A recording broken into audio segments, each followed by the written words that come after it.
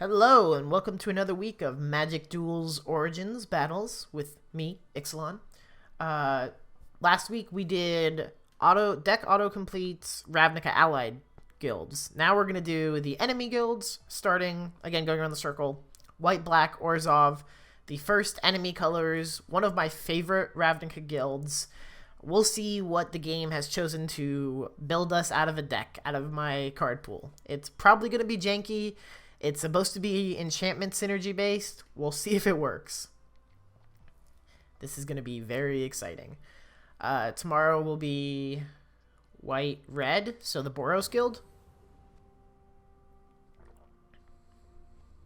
We are fighting Crazy Horse. We've got 2 lands and nothing to do until turn 3. I don't think I want that. This is much better. I have untapped lands that I can actually start playing creatures on. Plus, we actually have 2 enchantments. Oh my goodness, enchantments! Who'd have thunk that an enchantment deck would have enchantments? This actually works for me because we can go into Corpse Haulers. They're not the strongest, but they do beat for 2, which in this setup, in this metagame, is pretty decent. I'm hoping Crazy Horse is actually crazy and running mono blue. Otherwise, I might be a little scared. The question here is, do I want a Grasp of the Hieromancer on the Corpse Hauler, or do I want to put it on the Accursed Spirit? And without a doubt, I want to put it on the Accursed Spirit. That being said, if I don't top deck a land right now, I'm not going to hit the Accursed Spirit on turn 4. And now I'm super glad that I didn't do that. You're running blue-black. Okay, so now I wasn't even paying attention to it. I was looking at my cards, trying to determine my next play. Well, the good news is here that we have this. So I'm going to go ahead and find one of these planes. That looks very pretty. Put that into play tapped. And then send out another Corpse Hauler.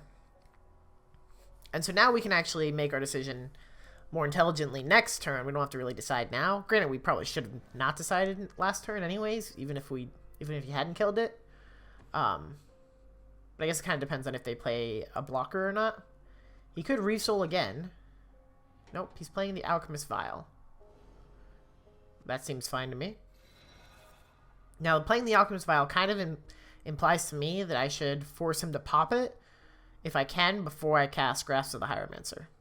Now, there's no guarantee that I can actually do that, but let's see. Whenever a creature enters the battlefield, creatures you control get +1/+1 until end of turn. I think I'm going to go for the attack right now.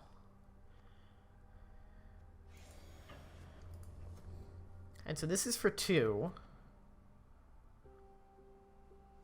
Is he going to disperse it? I've already attacked. It's a little late. I understand the attempt. You don't want me to attack, but you got to do that before we get to the attack step where I attack.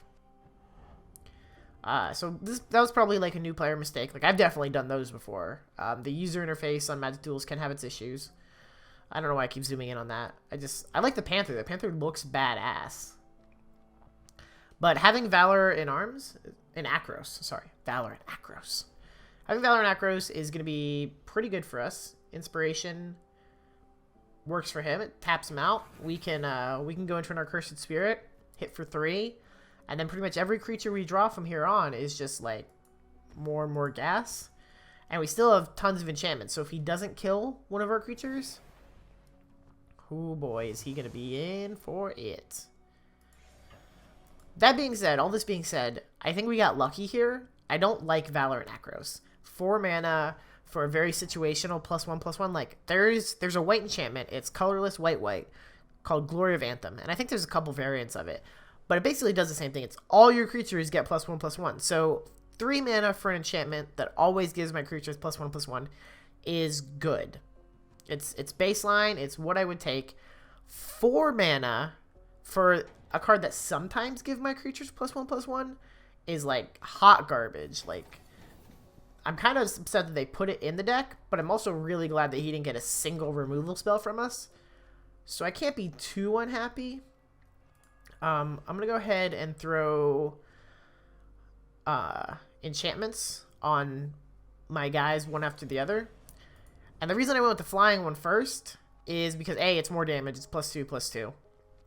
And B, it brings a target onto the Corpse Hauler and not onto the Accursed Spirit. And I'm going to throw the Grasp of the Hieromancer and the Accursed Spirit next, which is even better. So now he does have 5, possibly 6 mana. I would expect to see something better than that, but I guess not. Let's see. Do I tap down? I think I tap down one of the artifacts. Because yeah, this guy can't currently block. So I tap down one of the artifacts. Then he can only block either this or this, not both. So we're getting in for 4. Which kind of throws a much faster clock on. Now, we didn't play a creature, so we didn't get the bonus there, but this is going to work pretty well. So he's going to block here, and he's going to take 4 to the face. I mean, there's not a whole lot you can do. You're taking 4 at some point anyways. Now, I could always, if he targets to kill this is the other great part. If he targets to kill this, I can sack it to get probably Liliana back from this setup. I mean, you could argue Auramancer, but it's most likely Liliana. What is this guy doing? Does he put another one? No, he has flying as long as you control an artifact. Okay. Ooh. Ooh, exciting. So if we tap down the 2/3, he could go to trade, but then he's... Oh, now he's screwed. Because now he can't really do an effective trade since all our creatures get +1/+1. Yeah, he's kind of SOL on the trade situation. This Orzhov deck worked. Part of it was because we had a probably better draw than our opponent. And he didn't really have much control. I wouldn't run Alchemist File. I'm not a huge fan of Alchemist File. It doesn't do enough to stay in. So he is going to gain some life here. This is mildly annoying. It's not the end of the world, though. We can deal with this. He doesn't have any flyers. Now if he can't produce a flyer or an artifact, he is dead. I guess, well, flyer or artifact could block. Enchanted creature doesn't untap. Okay, well, I'm just gonna sacrifice it then. To get back Liliana, confirm. Yeah, buddy. Come at me, bro. Say hello to Liliana. She's the best that ever was. Best that ever was. Now he can't, because he doesn't have a black creature, can't block my spirit. Sure. I mean, it doesn't matter which one I tap. I probably should have tapped the other one. Okay. The AI is likely going to block here, which transforms Liliana. Which is good for us. Oh, we get a 2/2 zombie. And each player discards a card. Which in this case is going to be Erebos' Titan. In part because we can't play it, in part because we don't need it. But also because of it's got this other ability. Fudge your Disciple. Oh, at least you're tapped out for it.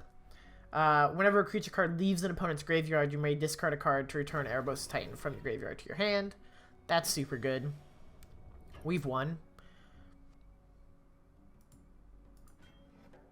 I don't know why he thought I would care. Like, he can't block, so... I'm kind of confused here. That's weird. I could cast Suppression Bonds. I don't need to cast anything at all. He is dead. This is why he scooped. Like, he saw it. And now the AI... yeah, tap that guy. Tap the guy who can't block anyways. Now, if somehow he didn't die, like...